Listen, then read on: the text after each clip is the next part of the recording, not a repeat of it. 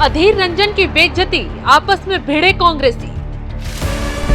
कांग्रेसियों ने ही पोत दी खड़गे के मुंह पर कालिक। ममता को लेकर भिड़ गए अधीर खड़गे।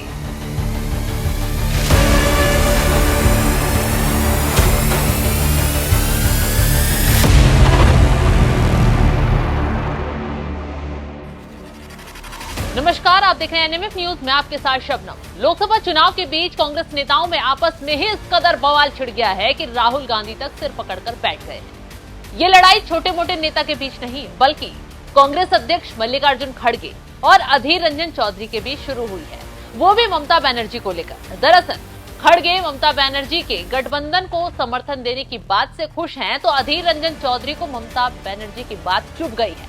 अधीर रंजन चौधरी ने ममता को लेकर बयानबाजी की तो पार्टी अध्यक्ष मल्लिकार्जुन खड़गे भड़क उठे। अधीर रंजन चौधरी को पार्टी में उनकी औकात ही याद दिलाती। फिर क्या था जिसकी उम्मीद नहीं थी, कांग्रेस में चुनाव के बीच वही बात शुरू हो गई। लड़ाई इस कदर छिड़ी कि कोलकाता में कांग्रेसियों ने खड़गे के पोस्टर पर ही कालिक पोत डाली। तस्वीरों में देखिए, पोस्टर में सबसे ऊपर मल्लिकार्जुन खड़गे की फोटो है और उसके नीचे राहुल गांधी और सोनिया गांधी की तस्वीर लगी हुई है। लेकिन खड़गे के मुंह पर कालिक पोत दी गई है, जबकि राहुल गांधी और सोनिया गांधी की तस्वीर ठीक ठाक है। जैसे ही सोशल मीडिया पर यह फोटो वायरल हुआ, कांग्रेस में बवाल छिड़ गया। तुरंत ही ये पोस्टर वहां से हटवा दिए गए। खैर, इस बवाल के पीछे की कहानी को चलिए विस्तार से बता देते हैं। मैंने कहा कि हाईकमांड हम हैं, हम जो तय करेंगे फॉलो करें। अगर कोई फॉलो नहीं करता तो वो बाहर जाएगा। कहाँ से अंदर बाहर कैसे क्या करेंगे उनकी पता कर लो, उनसे पूछ लो। कुछ दिन पहले ही ममता बनर्जी ने ऐलान किया था कि अगर इंडिया गठबंधन की सरकार बनती है तो मैं बाहर से समर्थन दूंगी। ममता की ये बयान देते ही अधीर रंजन चौधरी भड़क उठे। न सिर्फ उनका विरोध किया, बल्कि ममता बनर्जी को बीजेपी का करीबी तक बता दिया। क्या कुछ कहा, सुन ही लीजिए। कहाँ से अंदर बाहर कैसे क्या करेंगे उनकी पता कर लो, उनसे पूछ लो। मैं उनसे भरोसा नहीं करते। गठबंधन छोड़ के भागी उन्होंने, उनकी बातों पे कोई भरोसा नहीं। अगर बीजेपी की तरफ ज्यादा भारी रहे तो उस तरफ भी जा सकते। मुझे उनके ऊपर कोई भरोसा नहीं कि गठबंधन तोड़ने वाली ममता बनर्जी सबने देखा है। लेकिन आरोप लगा रहे हैं कि यहाँ के जो लोकल कांग्रेस हो, तो जब गठबंधन बन रहे थे उस समय आरोप लगाना चाहिए था ना। मैं तो कभी उनके साथ बदसलूकी नहीं किया। मेरा रुख स्पष्ट है। गठबंधन बनने की पहले भी जो रुख स्पष्ट थी, आज भी रुख स्पष्ट है। अभी बहानाबाजी करना बेकार है। ये अभी कहीं दुहाई देना ठीक नहीं है।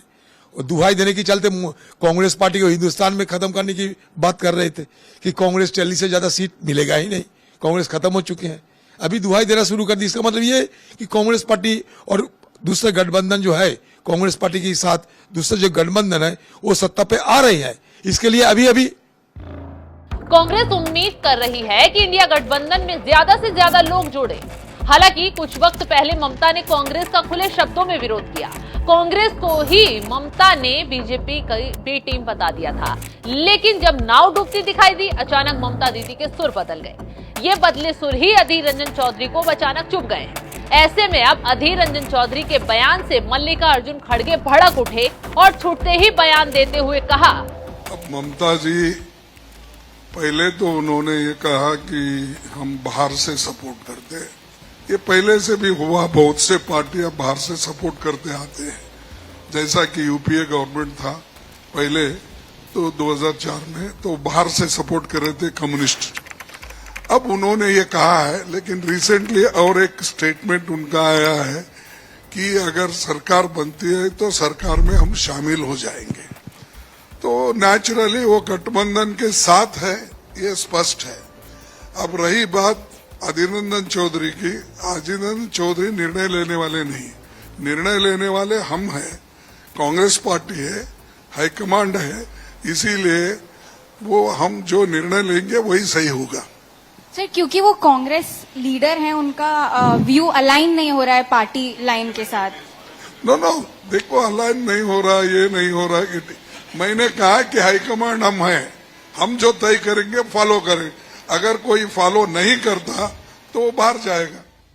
यानी कि खड़गे ने सीधे तौर पर अधीर रंजन चौधरी को पार्टी से बाहर जाने की नसीहत दे डाली।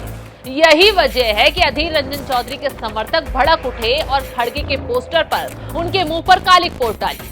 ऐसे में अब इस मुद्दे को बीजेपी ने भी लपक लिया और तुरंत बगावत पर उतरे अधीर रंजन चौधरी को बीजेपी में शामिल होने का न्योता तक दे डाला। सुकांत मजूमदार ने लिखा और कहा कि मैं अधीर रंजन चौधरी को बताना चाहता हूं कि कांग्रेस तृणमूल और ममता बनर्जी से नहीं लड़ सकती। अगर आप ममता बनर्जी से लड़ना चाहते हैं तो सही जगह चुने। आप जिस घर में हैं वहां विभीषण ज्यादा हैं। विभीषण का घर छोड़े, राम के घर आए। अधीर रंजन और खड़गे के बीच अब खुली तौर पर जंग शुरू हो गई है और जिस तरीके से अधीर रंजन चौधरी ने बागी तेवर अपना लिए हैं, पार्टी की खामियों को खुले शब्दों में उजागर कर रहे हैं, उससे तो लग रहा है कि वो जल्द ही बीजेपी का रुख कर सकते हैं, क्योंकि अब उन्होंने खड़गे पर सीधे तरीके से पलटवार किया है और कहा है, मैं किसी ऐसे व्यक्ति के पक्ष में नहीं बोल सकता जो मुझे और बंगाल में हमारी पार्टी को राजनीतिक रूप से खत्म करना चाहता है। ये प्रत्येक कांग्रेस कार्यकर्ता की लड़ाई है। मैंने उनकी ओर से बात की है। ममता बनर्जी के प्रति उनका विरोध उनके सैद्धांतिक रूप से उपजा है, न कि व्यक्तिगत हित या अहित से। उनसे मेरा कोई व्यक्तिगत द्वेष नहीं है, लेकिन मैं उनकी राजनीतिक नैतिकता पर सवाल उठाता हूं। मोदी की आंधी से अब बंगाल में न सिर्फ कांग्रेस फंसती नजर आ रही है, बल्कि ममता बनर्जी भी मुसीबत में जाती दिख रही हैं। यही वजह है कि ममता को अब सहारे की जरूरत पड़ गई है। अब क्यों अचानक ममता को गठबंधन की याद आ गई, चलिए इसका भी गणित समझा देते हैं। दरअसल बंगाल में अभी तक 4 चरणों में 18 सीटों पर मतदान हो चुका है। पहले चरण में उत्तर बंगाल या उससे सटी हुई सीटों पर वोटिंग हुई। 2019 के लोकसभा चुनाव में उत्तर बंगाल की 8 सीटों में से 7 पर बीजेपी ने कब्जा किया है। तो ऐसे में यहाँ का वोटिंग परसेंटेज बता रहा है कि एक बार फिर ममता की नैया डूब सकती है, क्योंकि ममता की जान के लिए न सिर्फ संदेश खाली का मुद्दा उपज रहा है, बल्कि घोटालेबाजी ने भी ममता को गिरा दिया है। ममता को माहौल बदलता दिख रहा है, इसी वजह से वो सहारे के लिए इधर उधर भाग रही हैं। लेकिन उनका सहारा कांग्रेस के लिए अब काल बनता दिख रहा है। तो इस खबर पर आप क्या राय रखते हैं, हमें कमेंट कर जरूर बताएं।